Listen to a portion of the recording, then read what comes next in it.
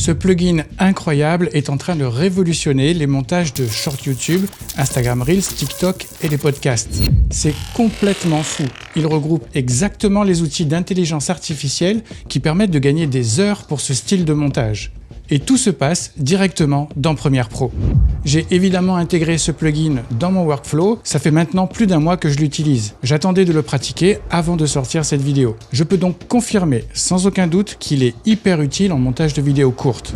Certains outils fonctionnent extrêmement bien et d'autres sont encore en version bêta avec une marge de progression. On va donc aller sur mon écran et je vais détailler chacune des fonctionnalités. Cette vidéo est chapitrée pour aller directement aux fonctionnalités qui vous intéressent sans forcément visionner toute la vidéo. On va donc commencer par le détecteur de silence. Je sais, il y en a un dans Premiere, mais celui-ci est encore mieux pour plusieurs raisons. On va voir aussi les zooms automatiques, le chapitrage automatique qui détecte et crée des animations, la suppression des répétitions pour ne garder que les meilleures prises, un b-roll pour illustrer les vidéos sans avoir à chercher sur des sites de ressources, le multitrack qui permet de faire des montages multiplans en un clic. C'est hyper puissant, mais plutôt réservé à des podcasts. Et on garde le meilleur pour la fin, les sous-titrages stylés directement dans la timeline. La précision est assez bluffante et les possibilités de style infinies. Allez, on y va. Alors nous voici donc sur Premiere Pro et voici donc la jolie interface de Firecut. D'ailleurs, je trouve qu'elle est quand même assez soignée. C'est pas trop mal, donc c'est pas désagréable. Quand je l'ai ouverte la première fois, j'ai trouvé ça sympa. Et on va commencer du coup par le détecteur de silence, car c'est l'outil, en tout cas un des outils que j'utilise le plus et qui est vraiment performant. Petite démonstration, donc j'ai enregistré un fichier, on va dire un peu spécial, on va dire dédié à la démonstration. Je te montre juste les 2 premières phrases, tu vas comprendre. Pour mes prochaines vacances, j'ai décidé de visiter 2 pays. Pour mes prochaines vacances, j'ai décidé de visiter 3 pays. Voilà, bon, t'as compris, l'idée c'est que je fais des répétitions, je mets des silences, etc. pour voir si tout fonctionne bien et essayer de survoler tous les outils. Donc très simplement, comment fonctionne le détecteur de silence? Eh bien, il suffit de cliquer sur Remove Silence. Je sais, tu as le droit, encore une fois, de te moquer de mon anglais. Ensuite, on choisit, on va dire, le détail, c'est-à-dire que plus on va à droite, plus on décide de supprimer des passages très courts. Donc moi je vais le mettre au max pour la démo. Ensuite tu peux régler, ça permettra de faire plus ou moins respirer entre les phrases. Tu peux choisir full séquence ou alors du point in au point out. Donc ça c'est intéressant. C'est ça que je trouve bien, c'est qu'il est basé sur l'audio.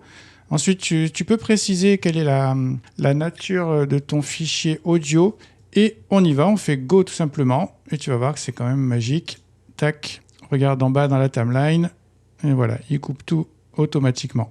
Donc ça, voilà, bon, c'est quand même très pratique, très rapide, etc. Enfin, je trouve ça très sympa.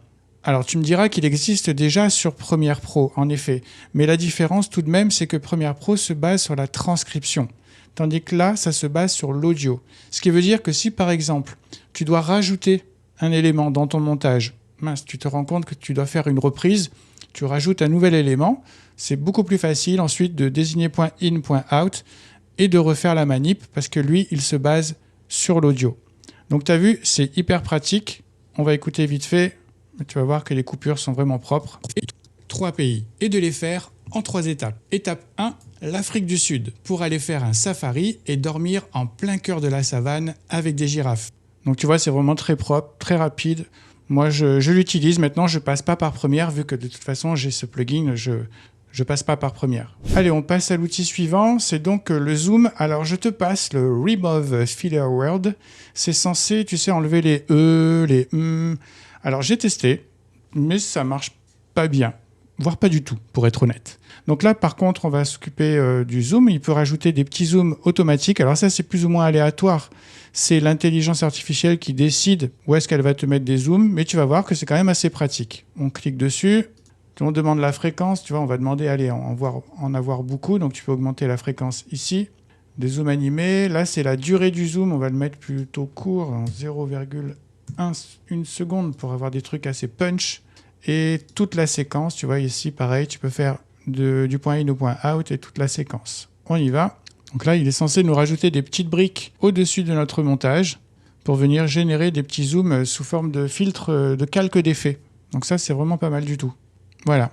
On a donc nos petits zooms qui ont été rajoutés, on va voir ce que ça donne. En 3 étapes. Étape 1, l'Afrique du Sud, pour aller faire un safari et dormir en plein. Me trouver au pied de la pyramide de Toutankhamon. Voilà, donc tu vois, c'est pas trop mal. Moi, je l'utilise maintenant de temps en temps. Par exemple, si on a fait une prise de parole face caméra et qu'on est toujours sur la même valeur, c'est intéressant de pouvoir utiliser cet outil. Ça vient dynamiser un petit peu sans trop se casser la tête. Donc ça, pour moi, je valide. C'est un bon outil. On continue avec le chapitrage automatique, c'est-à-dire que l'intelligence artificielle va détecter normalement des passages qu'on peut chapitrer. Elle va proposer de mettre des marqueurs et même de créer des petites animations. Là encore, c'est en évolution, mais ça marche déjà assez bien et ça peut rendre service. On regarde ça. Donc dans le texte où je raconte mes fausses vacances, ou en tout cas mes vacances de rêve, je mets étape 1 Afrique du Sud, étape 2 Égypte, étape 3 la France. On va tout simplement cliquer ici sur Add Chapter et on va voir s'il détecte ces passages et s'il arrive à nous faire des chapitrages. On clique dessus, pareil, full séquence ou du point in ou point out. Tu vois, le français est encore un langage expérimental, donc ça va être encore plus poussé dans pas longtemps. On fait Detect Chapter. Voilà, ça a pris quelques secondes. Il a détecté les chapitres, tu vois, il nous les a nommés. Il a bien compris exactement ce que j'ai dit. Étape 1, Afrique du Sud. Tu vois, si on vérifie. 3 pays. Et de les faire en 3 étapes. Étape 1, l'Afrique du Sud. Étape 2, l'Égypte. Étape 3, la France. Tu vois, donc il nous a mis l'intro, les 3 étapes, la conclusion. Donc c'est quand même franchement pas mal. Ce qui est sympa, c'est que tu peux demander à mettre des marqueurs. Tac. Donc tu vois, il nous a généré ici des marqueurs. Et si jamais tu fais des vidéos YouTube, ce qui est bien, c'est que si tu utilises l'extension YouTube Chapter, tu cliques et tu peux du coup générer les chapitres. Ensuite, quand tu copies-colles dans ta vidéo YouTube, eh bien, ça te chapitre ta vidéo. C'est ce que je vais faire d'ailleurs pour celle-ci une fois qu'elle sera finalisée. Donc ça, tu vois, c'est des petits gains de temps comme ça qui sont sympas. Maintenant, ils sont en train de développer quelque chose qui est pas mal, c'est que tu peux rajouter des animations. Pour l'instant, ils proposent une seule version d'animation, mais encore une fois, ça va évoluer. Si après, on pourra ajuster les animations, ça va être juste une dinguerie. Donc, on fait Add Clip.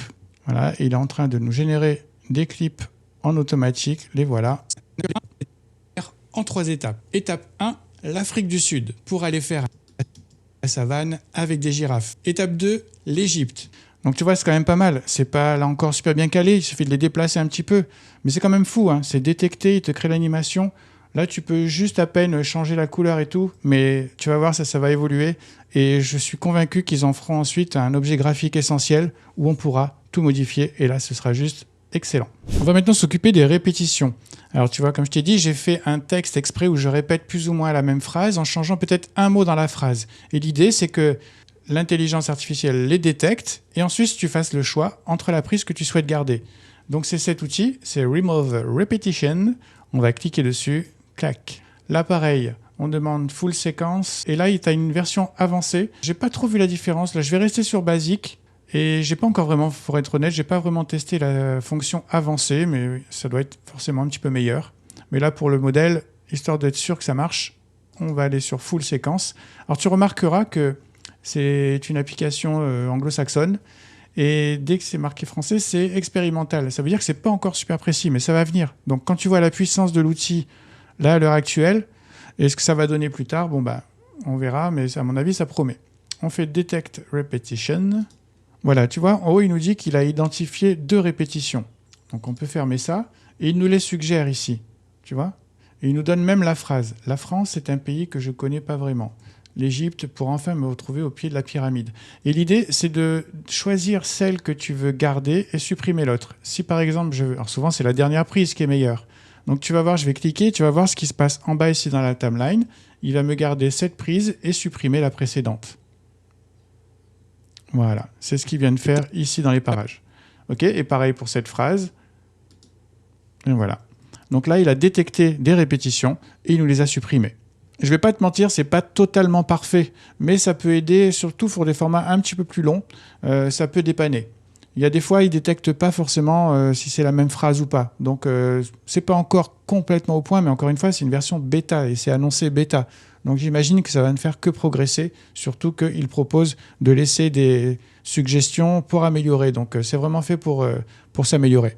On va maintenant tester l'outil Find B-Roll. C'est censé en fait te proposer des illustrations en automatique. C'est-à-dire qu'il est censé analyser le texte audio, ce qu'il entend, et ensuite pouvoir te suggérer à partir d'une source d'image, là je propose Pexel et Pixabay, de te suggérer des vidéos. Alors, je l'ai testé encore une fois, ça marche, pas trop mal, seulement c'est plutôt destiné à des formats longs et ils sont en train d'évoluer pour que ça puisse te proposer des petits bouts d'illustration pour vraiment être plus adapté au format court. Donc encore une fois, ça se développe et ça va pas tarder ou ça sera hyper puissant parce que ça analyse quand même ce que tu dis et ça te propose des images. Regarde, on va tester ça vite fait.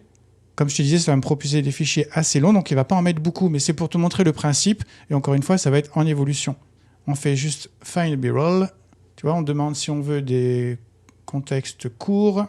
La banque d'images, est-ce qu'on choisit Pexel ou Pixabay? Alors j'imagine qu'ensuite ils vont en rajouter. S'ils font ça sur Envato, ça va être une dinguerie parce qu'Envato c'est chargé en images. Moi j'utilise ce site de ressources. Si tu es sur du format vertical, il te propose même de choisir des formats plutôt en vertical.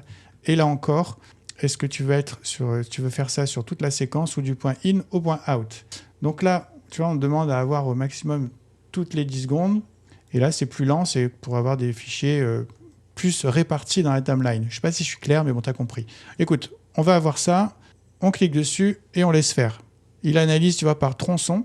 Voilà, c'est ce que je te disais, c'est, tu vois, une fois que c'est fait, il te demande, en fait, si ça te plaît ou pas. Tu mets une note, tu peux mettre des commentaires. Donc, c'est encore en pleine évolution. Et tu remarqueras, tu vois, que voilà, il a bien fait des tronçons de 10 secondes. Donc, ce n'est pas encore vraiment complètement adapté pour les formats courts. Mais ce qui est génial, c'est qu'il colle vraiment à ce que je dis. Là, par exemple, 1, l'Afrique du Sud, pour aller faire un safari et dormir en plein cœur de la savane avec des girafes. Étape 3, la France. Tu vois, donc c'est pas trop mal. Il a quand même détecté 3 images, il n'y a pas eu à aller chercher, les fouiller. Ça encore, moi j'attends de voir, mais je sais que ça va évoluer.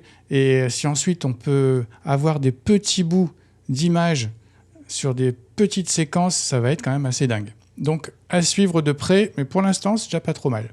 On passe à la suite. Alors, nous, avec le boulot et moi, pour mon projet là, de chaîne YouTube, etc., je fais pas de podcast, mais j'ai quand même pris un montage qu'on a fait pour le travail. Tu m'en voudras pas, j'ai été obligé de flouter les visages parce que c'est quelque chose qui passe en télé, donc je peux pas me permettre de montrer les gens, mais tu vas comprendre le principe. Mais tu verras, ça, c'est parfaitement adapté à une conversation podcast, tu sais, où les gens parlent sans arrêt. Ça va changer les caméras automatiquement, tu peux régler les plans larges.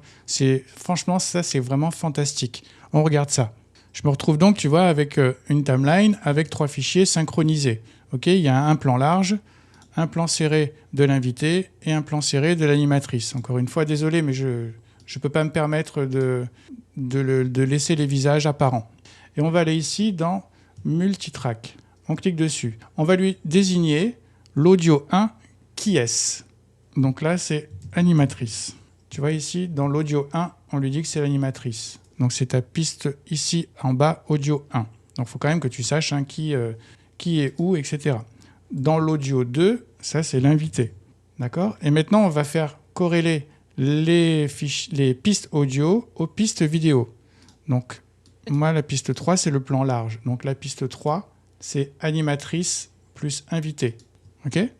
La piste 2, c'est l'invité. Donc, la piste 2, on clique dessus, c'est l'invité. Et donc, la piste 1, vidéo 1, c'est l'animatrice. On vérifie tout de même. Piste 1, c'est l'animatrice. Ok, très bien. Et là, on va faire analyser. En fait, il va détecter qui parle, qui ne parle pas. Et tu vois, il te propose ici les plans, c'est-à-dire qu'il va dire, voilà, là, il sera sur l'animatrice de telle durée à telle durée, etc. Tu peux aussi affiner les réglages. Ici, on lui dit que, voilà, on voudrait que quand quelqu'un parle, si tu mets à 100%, tu voudrais que quand la personne parle, qu'on soit sur cette personne. Ici, dans le deuxième curseur, c'est que tu lui dis, voilà, ok, la personne parle, mais je voudrais pas qu'on la voie plus de 10 secondes d'affilée. Donc là, tu mets sur 10 secondes. Et ici, le troisième curseur, c'est que tu voudrais que que l'intelligence artificielle décide de changer de plan, eh bien qu'elle fasse des plans d'environ 2 secondes. Et tu vois ici, donc ça a fait varier, et on se retrouve avec plus de changements de valeur de plan. Alors ici, c'est normal, c'est très long parce qu'il y a un gros passage à vide, ici dans la timeline, parce qu'on est en train de clapper, etc. Et quand tu fais Go, regarde en bas ce qui va se passer, c'est assez magique. Tu vois, il choisit les plans en rapport avec les gens qui parlent, il te fait changer de plan, il passe sur les plans larges, etc. C'est quand même une dinguerie et du coup, nous, on l'utilise au boulot. Tu vois, ça se fait tout seul. Ça, c'est quand même du temps énorme de gagner. On regarde, on va écouter vite fait. Oui, pardon. On demande aux gens de ne pas pétiner les lianes qui sont là pour protéger, maintenir le haut de plat, plus que ces lianes. Gâche pas notre travail, il marche pas dessus vraiment. Tu vois, il change de caméra quand la personne parle, c'est quand même assez fou. Et cela, même si dès le lendemain matin, on a un peu plus de 30 agents de Tamarun du territoire de l'Est qui seront surveillés pour... Tu vois, là, c'est intéressant. On est sur l'invité qui parle, mais on lui a demandé de ne pas faire des plans de plus de 10 secondes sur la même personne. Hop, il nous a passé un petit coup de plan large, 2 secondes, et il revient. Donc, c'est vraiment super. Donc, je te laisse imaginer si tu as quelque chose qui dure 1 heure, 1h30, des personnes qui parlent. T'imagines un petit peu le temps gagné pour faire tes multiplans. C'est juste fou. Allez, on continue. On va passer à l'outil que j'utilise le plus. C'est donc le sous-titrage en automatique. Ce qui est génial, c'est que ça fait des sous-titrages stylés directement dans Premiere Pro. Et je trouvais que c'était ça qui manquait un petit peu dans Premiere, c'est que les sous-titres étaient pas mal, mais dès qu'il s'agissait de faire des changements de couleur, de l'animation, etc., ça devient tout de suite très compliqué. Je passais plus de temps à faire de l'affinage de sous-titrage que les montages en eux-mêmes. Donc là, ce qui est chouette, c'est qu'il le propose directement dans Premiere Pro. Si ton projet, si ton envie, c'est juste d'avoir un outil de sous-titrage, c'est pas forcément l'outil adapté parce qu'il est quand même pas donné. Dans ce cas, je te conseille plutôt de passer sur Submagic, qui est vraiment très très bien. Et en plus, il est adapté à tout type de montage, qu'il te suffira d'exporter, d'importer ton fichier dans Submagic, et ensuite ça se fait vraiment très rapidement, très efficacement. Je l'ai utilisé pendant des mois, donc je te confirme qu'il est très bien. Je te mets le lien sous cette vidéo. Mais là, on s'occupe donc du coup du sous-titrage avec Final Cut. Et on va regarder ça tout de suite sur l'écran ensemble. Donc l'outil est là. Et tu vois, il est encore en plus en version bêta. Donc j'imagine que ça va donner plus tard. Alors sachant qu'il est hyper précis. Il est plus précis que le sous-titrage de Premiere Pro. Il fait quasiment aucune faute. Et bien tout simplement, on clique dessus. Comme d'hab, on propose toute la séquence sous point in et point out. C'est ça qui est intéressant aussi. C'est que tu peux resous-titrer juste en faisant in et out. Allez, on va faire full séquence, transcrire. On laisse travailler. Pendant ce temps, allez, on boit une gorgée de café. Voilà, tu verras, c'est super rapide. Voilà, j'ai à peine eu le temps de boire une petite gorgée de café. Donc ici, tu as tous les paramètres de réglage. Je ne vais pas trop m'attarder dessus. Ici, tu as bien entendu des pré-réglages prédéfinis de ce qu'on voit le plus. Et tu peux créer les tiens, etc. Donc bon, je ne vais pas rentrer dans ce détail, je voudrais juste te montrer l'efficacité de cet outil. Je tiens à dire tout de même que si tu pratiques avec Final Cut, il vaut mieux vérifier l'orthographe avant de générer tes sous-titres. Pour ça, tu cliques sur ce petit onglet ici. Tu vois, ça va développer tout le texte et tu vérifies bien si c'est bien écrit, s'il n'y a pas de faute. Mais il y en a vraiment très très peu, c'est impressionnant la précision. Même quand on donne des noms de sites internet, etc., ça marche très bien. Donc on va choisir par exemple Box Follow, ça j'aime bien. Tu peux réduire ici la taille de la police, ça te fait des phrases plus longues. Tu peux ensuite appliquer quelques réglages, la couleur du panneau, si tu veux aussi que ça fasse des pops. Bon, je te laisserai franchement découvrir. Et tu vas voir, on fait Add Styled Caption to Sequence. Oui, mais je sais, tu peux encore te moquer. Et regarde ici en bas, il est en train de nous générer nos petites briques. Et ça, c'est juste incroyable. Moi, j'adore. Et c'est vraiment hyper précis. Trouvé au pied de la grande pyramide de Toutankhamon. Étape 3, la France. C'est un pays que je ne connais pas vraiment bien. Et j'ai promis à mon épouse de manger un sandwich jambon-beurre. Tu vois, c'est quand même fou, hein. Ça, c'est vraiment dingue. Donc, ce qu'il y a, c'est que ici, par contre, ce n'est pas des éléments de texte, hein, c'est des petits PNG qu'il a créés, donc tu ne peux pas agir dessus. Donc, si jamais tu as un souci, tu dois retranscrire une petite partie, tu fais .in, .out. Tu supprimes tes petites briques ici et tu demandes à retranscrire et ensuite à corriger. OK ? Voilà, on a fait le tour. Le lien de cet outil est dans la description. Tu as 14 jours d'essai. Ça te laisse largement le temps de voir si c'est adapté pour toi ou non. Nous, en tout cas, on s'est abonné au boulot. Je l'utilise moi aussi pour mes propres vidéos et on gagne un temps fou et je gagne un temps fou. Donc, je pense que toi aussi, tu gagneras beaucoup de temps. Voilà, j'espère que cette vidéo t'a plu et je te dis à bientôt.